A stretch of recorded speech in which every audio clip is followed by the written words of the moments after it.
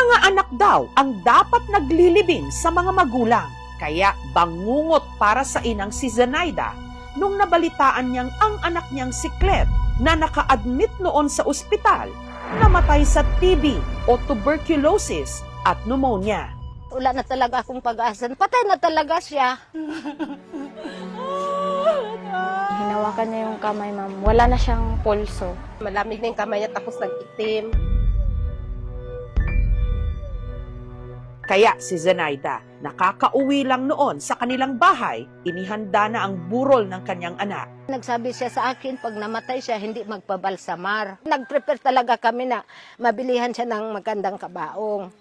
Pero nabuhayan si Zenaida ng loob nung may natanggap siyang tawag. Tumawag yung bunso ko, ma'am, na, Mang, nagahinga na si Clet. Si Clet na maglilimang oras na raw patay, muling nabuhay. Masaya talaga ako. May mala. Kasi imposible na gano'n ang nangyari.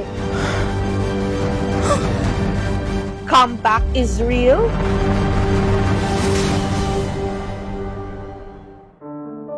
Dito sa Datu Odinsin Swat, Maguindanao del Norte, nakatira ang pamilya ni Zenaida. Si Clet, panganay niya sa kanyang ikalawang asawa. Para makatulong sa pamilya, nagtrabahong security guard si Clet sa Maynila. Mabait talaga siya. Pinagawaan niya na ako ng tindahan. Pero nito lang Disyembre, si Clet nagkasakit. Mayroon siyang matanda na parang naawa talaga siya. Hindi niya sinabi na may sakit siya na TB. Nahawaan siya doon. Pagka-uwi, kapansin-pansing malaki na ang ibinagsak ng katawan ni Clet. Payat na siya. Kasi na-doktor na rin siya sa Maynila. Balik, i-continue na lang namin dyan sa center yung mga gamutan niya. Pero hindi raw bumuti ang lagay ni Clet. Sabi niya, dalhin mo ako sa doktor. Hinang-hina talaga siya. Hindi siya nagkakain. Tapos ubo siya ng ubo. Tapos nagalagnat din siya. Kaya isinugod siya ng kapatid niyang si Sandra sa isang ospital sa Cotabato. Madaling araw nitong Sabado de Gloria. Si Clet nag-agaw buhay na. Hirap talaga siya. Nayakap ko siya, nag-pray din ako. Kaya si Sandra, pinapunta na sa ospital ang kanyang nanay Zenaida. Sabi ko, gusto ka magkain. Sabi niya, ayaw ko magkain. Nasaktan talaga ako. Si Clet, naghabilin na raw. Pag mamatay daw siya, hindi daw kami malungkot kasi lalo rin daw siyang malungkot. Huwag kayong malulungkot. Yung hindi ko matanggap. Kasi, yun, parang makita ko siya na parang wala na.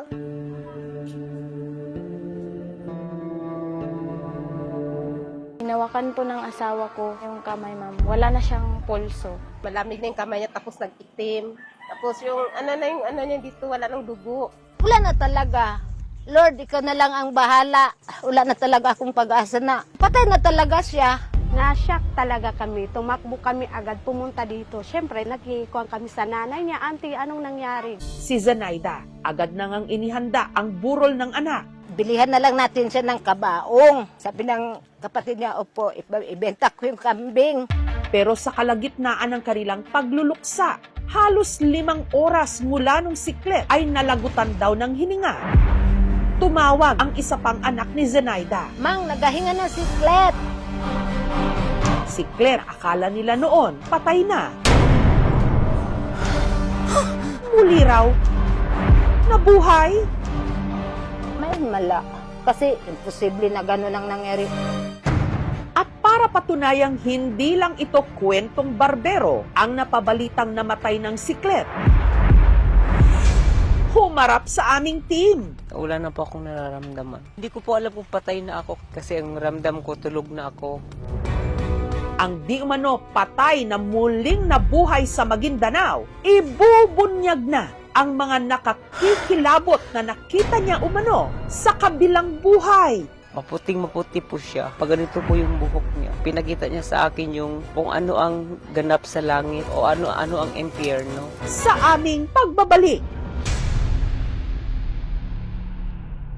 Matapos ang ilang araw na pagkaka-confine sa ospital ng security guard mula Mindanao na si Clet dahil sa TB o tuberculosis, Sabado de Gloria nung binawian din daw ito ng buhay. Hinawakan po ng asawa ko yung kamay, ma'am. Wala na siyang pulso. Malamig na yung kamay niya tapos nag-itim. Patay na talaga siya. Pero ang pinaniniwalaan na nila noong patay, makalipas ang 5 oras, bigla raw nabuhay. Binigyan ng asawa ko ng tubig kaya uminom po siya. May mala. Kasi imposible na gano'n ang nangyari. Ang lalaking sinasabing tumawid mula sa kabilang buhay at nakabalik muli sa ating mundo. Heto, buhay na nagpa-interview sa aming team. Si Clet, kasalukuyang nagpapagaling sa kanilang bahay dito sa Maguindanao del Norte. Dito na po ako nag-stay, ma'am. Ito na po yung tinutulugan ko. Ito po yung mga gamot na tinitake ko. Tandang-tanda pa raw niya ang pangyayari nung madaling araw na yon. Wala na po akong nararamdaman. Hindi ko po alam kung patay na ako kasi ang ramdam ko tulog na ako.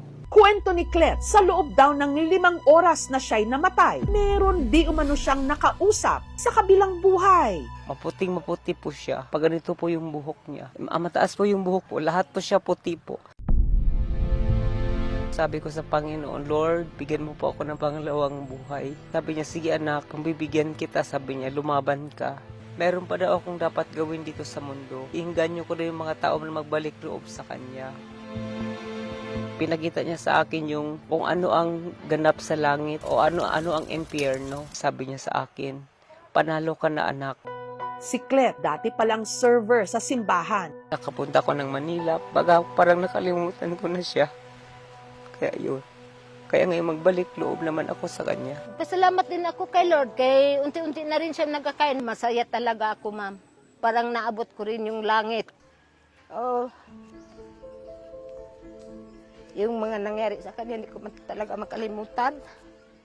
Ang ospital tumanggi magbigay ng komento o anumang pahayag tungkol sa nangyari. Ngunit sa punto de vista o pananaw ng siyensya at ng medisina, totoo bang namatay at muling nabuhay si Clet? Base sa kwento ng pasyente, meron siyang tuberculosis na pwedeng severe. Ang tuberculosis, pag napabayaan, pwede po itong mag-cause po ng severe hypoxemia o pagbaba ng oxygen sa katawan, pwede po itong mag-lead to comatose. Ang pagkamatay ng tao ay nadidetermine by clinical assessment. Pag wala itong pulso, wala itong paghinga, wala itong mga brain reflexes, ang isang taong namatay na ay hindi na pwedeng mabuhay. Paglilinaw ng pamilya, wala raw opisyal na deklarasyon na clinically dead na noon si Clet.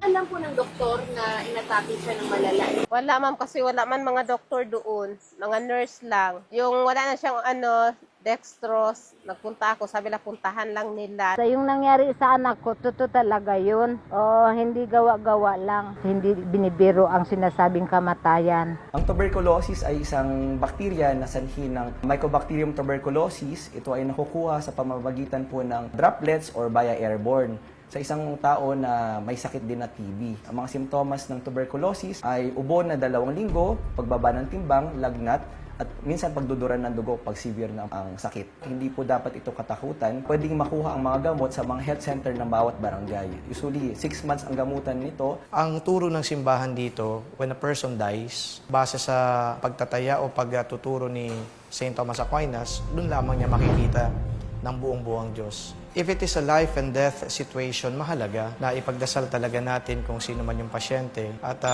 ibigay sa kanya ng Diyos unang-una yung kagalingan. We pray also for the forgiveness of his sins.